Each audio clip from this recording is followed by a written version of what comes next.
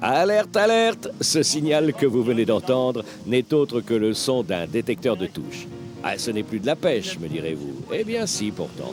Car notre émission d'aujourd'hui va vous expliquer l'art de préparer une pêche de nuit, et plus particulièrement une pêche à la carpe.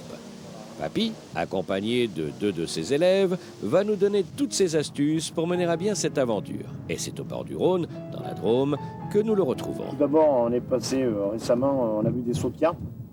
C'est pour ça qu'à l'issue, on est venu sonder, c'est-à-dire pour regarder un peu la profondeur d'eau qu'il y avait. Et on s'est aperçu que dessous, il y avait donc une fosse. Et donc, toujours en tête de ces fosses, les carpes souvent se tiennent dans le Rhône. Enfin, surtout dans des secteurs comme ça. Et c'est pour ça qu'on a commencé donc à amorcer 2 jours à l'avance, faire un amorçage assez lourd. Et à l'issue, pour réussir une belle partie de pêche. L'amorçage bouillette, maïs, farine de maïs, mélangée avec de la farine de blé et un peu de 3000 carpes. Hein. Une amorce qui va très bien donc, pour pêcher la carpe. Et tout ça, 2 amorçages par jour. Et en mettant à peu près 5 kg de graines, 2 kg de bouillette et 5 kg de farine par jour. Voilà. Et après,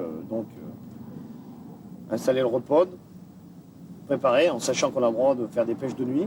Alors donc, ça nous permet de voir si le poisson mord des fois mieux le jour que la nuit.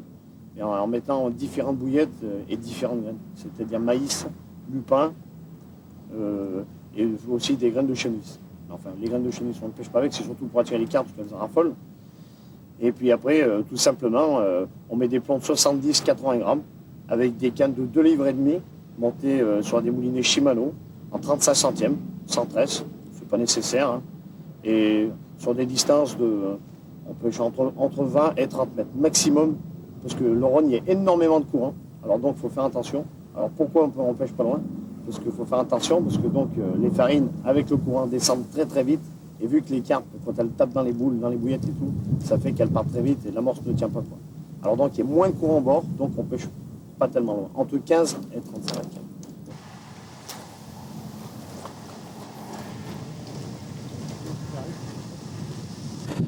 Du style, pas moi personnellement, mais des carpistes, des amis à moi qui font des belles pêches à la carpe.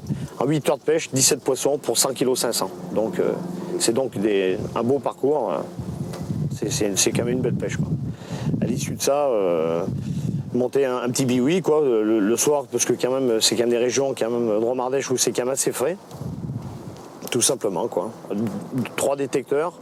On a droit à 4 cannes, mais enfin, dans le Rhône, pour les positionner 4 cannes, c'est pas évident.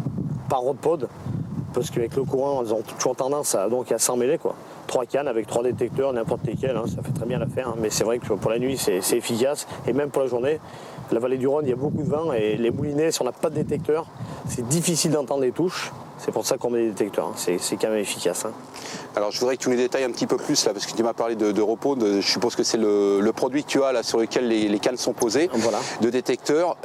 Tu peux m'en dire un petit peu plus comment ça se déclenche, comment on pratique Tout simplement, et puis moi, c'est un accessoire qui ressemble un peu comme une petite tôle de tente. Hein. Enfin, j'exagère, mais enfin, ça se plie très bien, ça n'a aucun encombrement. Ça se trouve chez des détaillants, n'importe qui, un peu partout en France. Hein, tout le monde en fait, de différentes maisons, quoi. Et les détecteurs, c'est standard, tout se visse dessus, c'est très vite monté. C'est toujours avec 4 pieds, quoi. Ça se monte très très bien. Et l'avantage, c'est que les cannes, elles sont les unes à côté des autres. Et ça fait qu'on n'a pas besoin de les chercher. Et en plus, ne serait-ce déjà pour un règlement pêche, déjà, c'est beaucoup mieux d'avoir ces cannes à portée de main. Ça évite déjà d'avoir des problèmes avec les autres pêcheurs qui veulent se mettre à côté. C'est beaucoup plus facile de prendre, quand on a une touche, de tout de suite, clac, on a les cannes qui sont là. C'est beaucoup plus facile. Voilà, tout simplement. C'est uniquement ça. Après, maintenant, les lignes. Avec de la tresse, on met en bas de la tresse, hein, à peu près, qui fait entre 10 et 12 livres. On ne pêche pas tellement haut. Les hameçons à carpe de 2 à 6, on s'est aperçu qu'en montant les hameçons qui sont relativement légers, que les carpes mordaient beaucoup mieux. Pourquoi? Parce que c'est les carpes qu'on remet à l'eau, bien entendu. On fait du no-kill absolument à 100%. Et donc, ces poissons, à force de les prendre, les rependre et les prendre, elles se méfient. Il faut toujours changer les montages. Alors, le poids d'un hameçon, on s'est aperçu que vraiment ça variait les touches, quoi, et c'était très important. Aujourd'hui, j'ai emmené 2 petits jeunes pour leur apprendre à pêcher, et j'aurais dû leur expliquer comment il fallait faire, et bon, ils vont sûrement faire du poisson sans aucun problème. Voilà. Alors je reviens un peu sur le détecteur parce que tout à l'heure tu m'en as parlé et j'ai entendu tout à l'heure du bruit. Donc je suppose que c'est par rapport à ce bruit que ça se déclenche. Enfin, c'est là où je voudrais que tu sois, je dirais que tu rentres un petit peu plus dans le détail de façon qu'on sache l'importance de ce bruit, à quoi ça sert, au bout de combien de temps on peut faire un poisson. Je suppose que c'est là que ça se déclenche. C'est là où la pêche est... Bien sûr. Bah, disons que le détecteur se met à sonner exactement quand une carpe prend l'hameçon, elle se ferre, donc elle part, elle tire le fil et ce détecteur, c'est une roulette et une cellule photo. Alors dès que la roulette tourne, elle passe devant une cellule photo, comme l'entrée d'un magasin ou quoi que ce soit, donc ça se met à sonner. Donc cette roulette tourne, et c'est ce qui fait sonner. Tant qu'il n'y a pas de touche, bien entendu, ça ne sonne pas. Et en sachant que c'est quand même des détecteurs, il y a des réglages de volume, on peut mettre plus ou moins fort pour ne pas gêner les voisins, ça dépend, il faut faire aussi attention, il faut faire avec tout le monde, mais c'est quand même des choses qui sont très efficaces, quoi. En mettant des... En plus, et on met aussi des écureuils, ce qu'on appelle des écureuils, c'est pour tendre le fil. Parce que des fois, les carpes, quand elles mordent, elles font des touches à revenir. Ce qu'on appelle.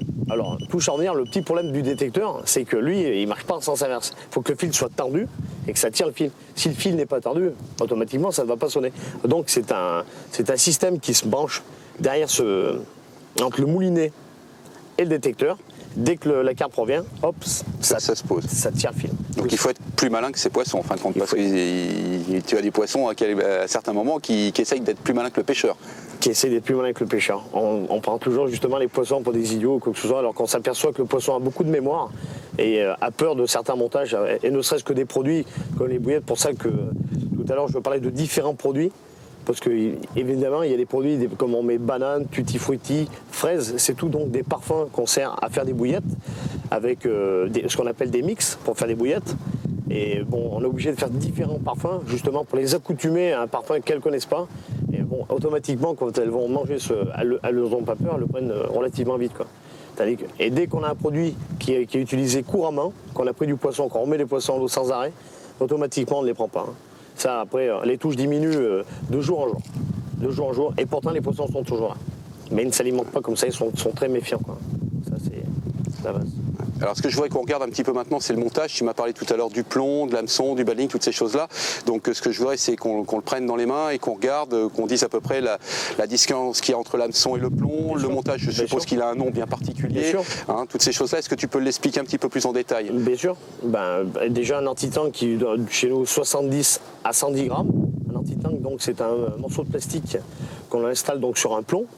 Pourquoi? C'est un anti-tank, un anti-emmêleur exactement, que de manière quand on lance, c'est vite de s'embrouiller. Avec un baling qui fait entre 18 et 30 cm. En sachant qu'un anti-tank ferait toujours 50 cm. Un émerillon baril est toujours une petite boule de caoutchouc entre le baril et l'anti-tank. Pourquoi? Parce que quand l'anti-tank, quand on lance, c'est des plombs qui font 80-90 grammes, donc sur du fil, ça abîme le fil. Donc ces perles à caoutchouc protègent le nœud, et ça fait que ça évite d'abîmer le fil et de voir des casses quand on a des jolis poissons, bien entendu.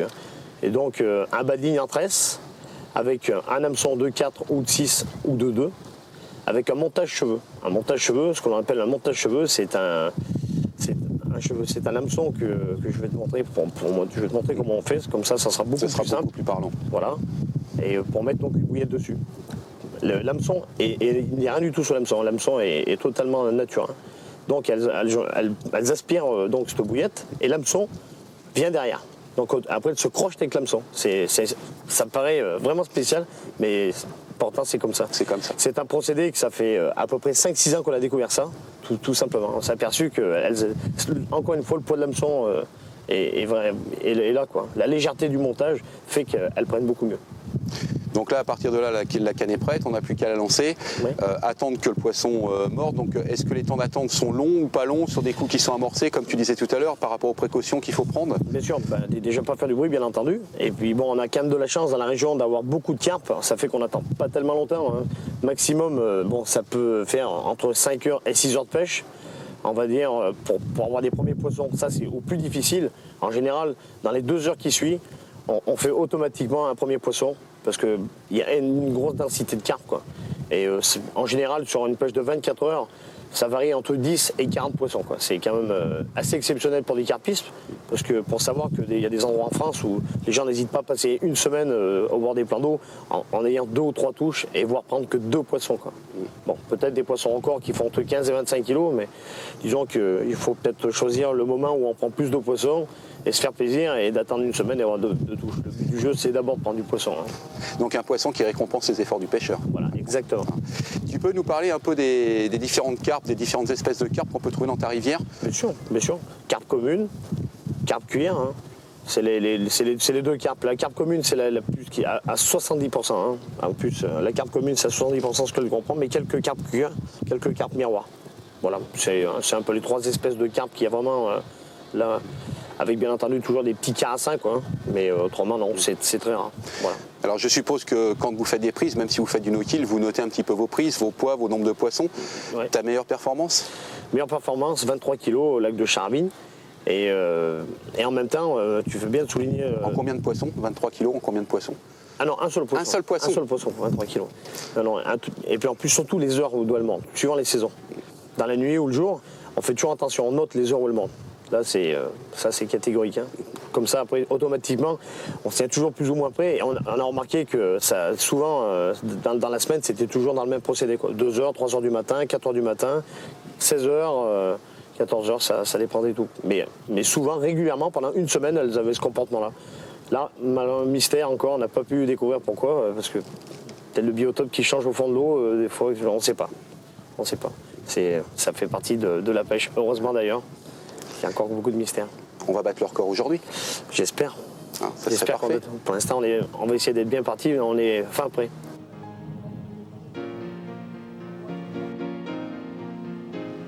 Alors j'ai vu que tu étais venu avec un bateau. Est-ce que ce bateau est utile pour la pêche à la carpe? Bien sûr, bien sûr. Est utile pour une bonne et simple raison, ne serait-ce que déjà pour amorcer. Ça veut dire qu'on met l'amorce en la jetant du bateau. Voilà. Ça fait que l'amorçage est beaucoup plus précis et ça nous permet en même temps de sonder. Et en particulier, d'amener les lignes, des fois, quand on pêche très loin, au lieu de lancer, d'abîmer les cannes ou quoi que ce soit et faire des dégâts, au lieu de lancer à 80 ou 90 mètres, ça nous arrive d'aller poser des lignes à 150 voire 200 mètres, justement parce que donc c'est des grands plans d'eau, que les carpes sont méfiantes. On est obligé donc d'aller poser ces lignes uniquement pour cette raison-là, très loin. Donc le bateau, bien sûr, est essentiel. Et en plus, dans le Rhône, personnellement, le bateau est primordial. Pourquoi? Il y a beaucoup d'enrochements. Quand on a un départ de carpe, on monte sur le bateau. On a un petit siège de combat qui est très facile, c'est magnifique. Et ça permet de travailler le poisson sans avoir de casse. Parce qu'il y a des moules d'eau douce qui sont dans le Rhône, qui sont sur les cailloux. N'importe quel fil passe dessus, une tresse, quoi que ce soit, casse. C'est systématique. Bon, l'avantage, c'est qu'on travaille à l'aplomb du poisson avec le bateau. Et ça permet de sortir un poisson sans difficulté. Sans le perdre, bien entendu. Voilà. Alors j'ai vu aussi que tout à l'heure, et tu m'en as parlé, qu'il y avait un repère sur l'eau. Oui. Donc je suppose qu'il est posé aussi avec le bateau. Bien sûr. Tu nous en dis aussi quelques mots? Bien sûr, toujours et encore une fois. Ça veut dire qu'on met un repère pour caler les cannes. Quand on les lance, on lance l'amorce, on met l'amorce dessus. Et bien entendu, après justement pour pêcher le plus précis possible, donc avec ces cannes et ces plombs, on lance très très loin pour éviter de faire du bruit, parce qu'il n'y a quand même pas tellement de fond, entre 3 et 5 mètres. On mouline assez rapidement pour que le plomb monte en surface, et dès qu'on arrive vers ce repère, on laisse glisser le plomb donc sur le fond, tout doucement, voilà, sans faire de bruit. Ça fait que ça évite, parce qu'un plomb de 70-80 grammes dans 400 mètres de fond, quand il arrive, moi personnellement, j'aimerais pas être dessous déjà, et les poissons, donc c'est la même chose. Encore moins. Voilà. Donc ce repère, il est fait, donc c'est quelque chose qui est au fond, donc il est lesté. Bien sûr. On le voit là devant nous. Donc là, en l'occurrence, toi, tu l'as fait sous forme de bouteille, mais ça peut être du polystyrène, ça peut être quelque chose qui est visible pour le pêcheur. Bien sûr, qui est visible. Disons, moi, je le fais sous forme de bouteille parce que, disons, que ça me permet de le récupérer. Ça évite de laisser, donc, on peut le perdre et ça fait toujours des saloperies qui restent sur l'eau. Et bon, mais l'avantage, c'est que là, on a moulé un petit bloc en plomb et ça fait qu'on le récupère toujours. Systématiquement, on le récupère toujours. Voilà, c'est uniquement pour cette raison-là. Pour moi, n'importe quoi peut faire l'affaire, bien entendu. Alors papy, tu m'as parlé de bouillettes comme appât. Est-ce que tu pourrais m'expliquer comment ces bouillettes tu les insères dans ton montage cheveux? Tout simplement ce qu'on appelle un accessoire qui s'appelle une aiguille à bouillette. Donc l'aiguille à bouillette, d'abord on passe donc la bouillette sur l'aiguille, bien entendu, et après sur le cheveu, on la fait glisser sur le cheveu, et à l'aide de ce qu'on appelle un stop bouillette, on bloque la bouillette. Ça fait qu'elle est bloquée, elle ne part pas, quoi. Et tout simplement, après on peut lancer très fort, le plus fort qu'on peut, jamais elle ne partira.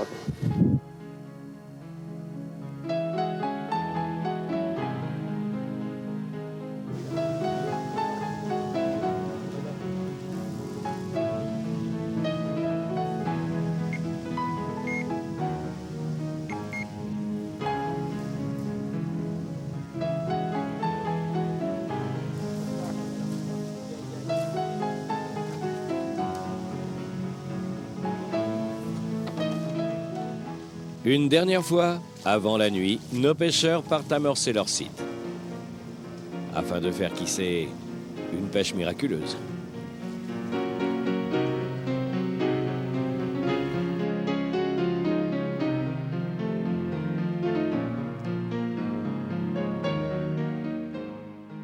Dans le Rhône, les carpes, les silures, les brochets sont, quand on connaît les fosses, en quantité incroyable.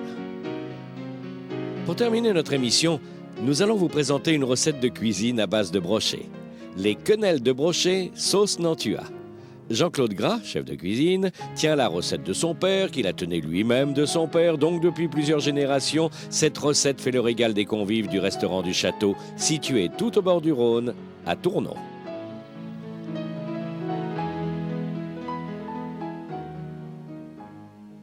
Aujourd'hui, je suis heureux de vous présenter la quenelle de brochet sauce Nantua.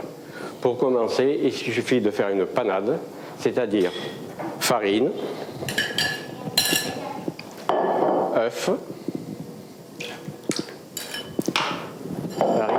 assaisonné sel, poivre,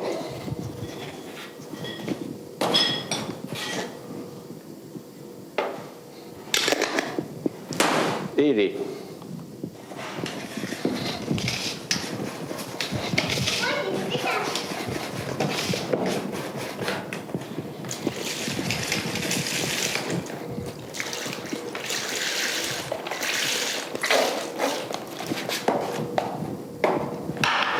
Bien remuer. Qu'il n'y ait pas de grumeaux. Là, pour entre 35 et 40 personnes. Alors, vous avez mis 2 litres de lait. 2 litres de lait. Vous avez mis combien de... 600 grammes de farine, Oui. et 12 œufs entiers. Parfait. Donc, on remue très fort en faisant en sorte qu'il ne reste pas de grumeaux. Voilà. Passer au chinois.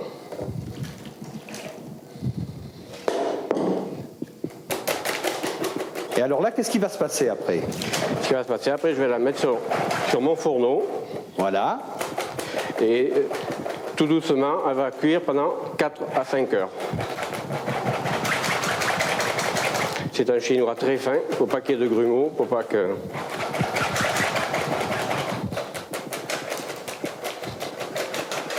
Voilà. L'opération suivante, c'est sur le feu. Sur le feu. Et là, tout doucement, pendant 4 heures à peu près, on le remue pour que ça devienne une pâte constante. Très bien. 4 heures de cuisson. À peu près. Parfait. Eh bien, on va laisser cuire, chef. Voilà.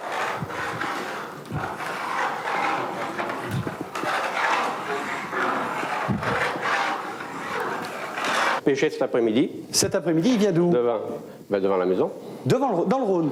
Oui, dans le Donc, Rhône. on a encore des bêtes comme ça dans le Rhône. Ah oui, même plus gros même. Bon, alors, qu'est-ce qui va se passer maintenant? Je vais en faire des filets. Donc, vous allez lever les filets. Lever les filets pour pouvoir passer à la machine, à hacher. D'accord. Eh bien, allons-y.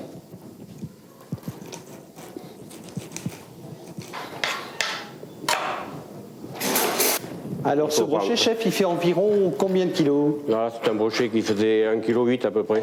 1,8 kg. Et est-ce qu'on trouve encore beaucoup de brochets ici, dans cette région? Oui. Il y en a encore, surtout sur la roche de Glun, tout ça. Dans les lands.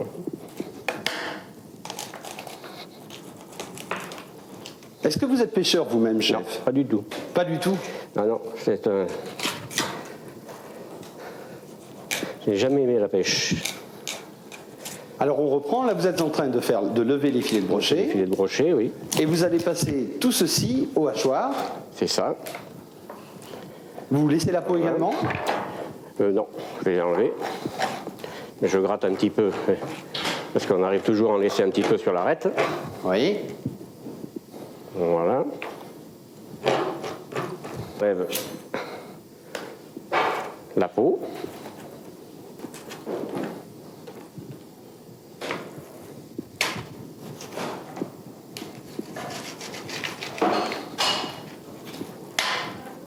Et est-ce que vous allez mélanger cette chair à brocher avec d'autres ingrédients? Oui.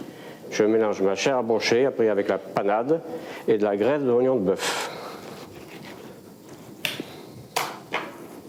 Donc on peut mélanger de la graisse de rognon de bœuf, c'est ça? Oui, c'est ça. Avec du poisson. Avec le poisson. Ce n'est pas incompatible du tout. Non, pas du tout. D'ailleurs, c'est la vieille recette des quenelles de brochet. Et cette recette, Lionel. vous la tenez de qui? Je la tiens de mon père.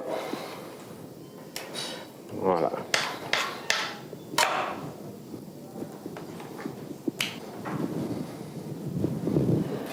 Voilà.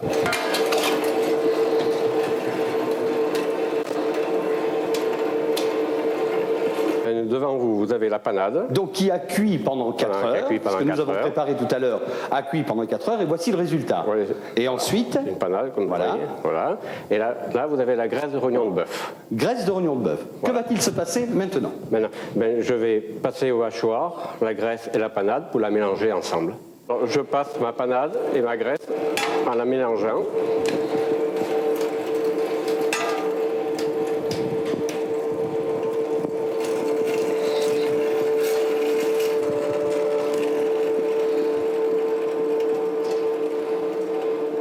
Voilà, maintenant, là, ça consiste à fouetter le brochet pour qu'il prenne du corps.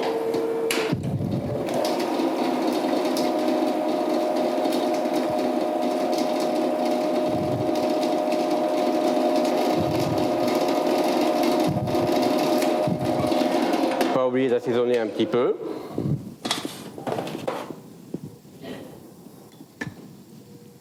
Sel et poivre, toujours. Voilà, ça fait une pâte. Alors, après, nous mettons dans le brochet la graisse d'oignon de bœuf et la panade que j'ai passée ensemble.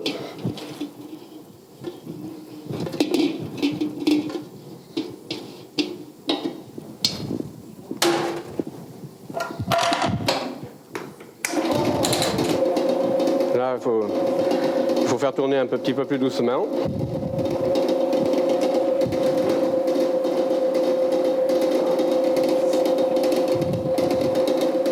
Il faut bien mélanger pendant au moins 5-6 minutes. Hein.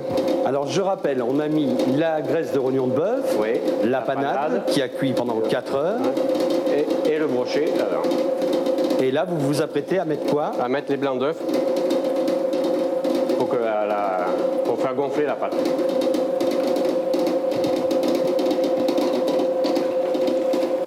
Voilà le résultat du mélange. Vous avez une pâte constante qui tient bien, que vous n'avez plus qu'à travailler, à faire des quenelles comme vous voulez, pour 1, pour 2, pour 3 personnes. Là, c'est une quenelle pour une personne que je vous fabrique.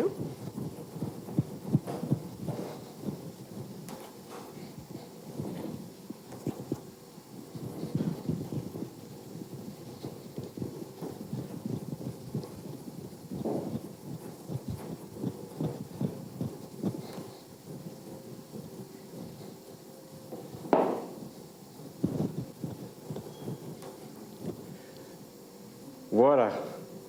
Alors ces quenelles, je vais les mettre à pocher. Et ensuite, il y a d'ici 10 minutes, il faut compter à peu près 10 minutes, un quart d'heure, pour que les quenelles soient bien gonflées, prêtes à être mangées.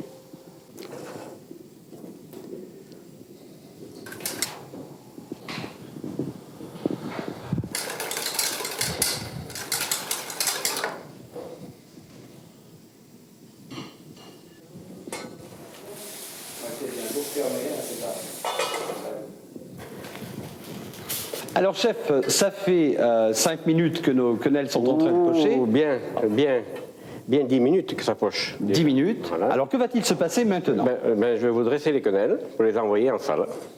Alors je mets un petit peu de sauce Nantua au fond de mon plat pour pas que les quenelles accrochent. Je les égoutte. Vous voyez comme elles sont bien gonflées.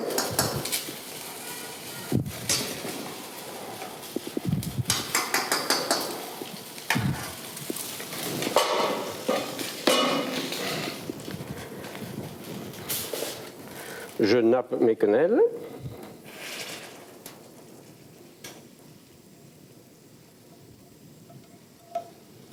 Ça a l'air très appétissant en tout cas. Et je fais une petite décoration. Et là, ce sont des petites crevettes roses. Des petites crevettes roses.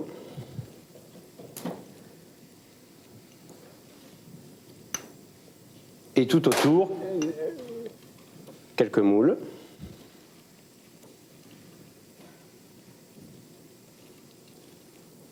et là le plat ne passe pas au four là. Ah non, là c'est prêt à partir en salle. Votre plat qui est préparé. Eh bien chef, j'ai très faim, à table. Eh bien à table.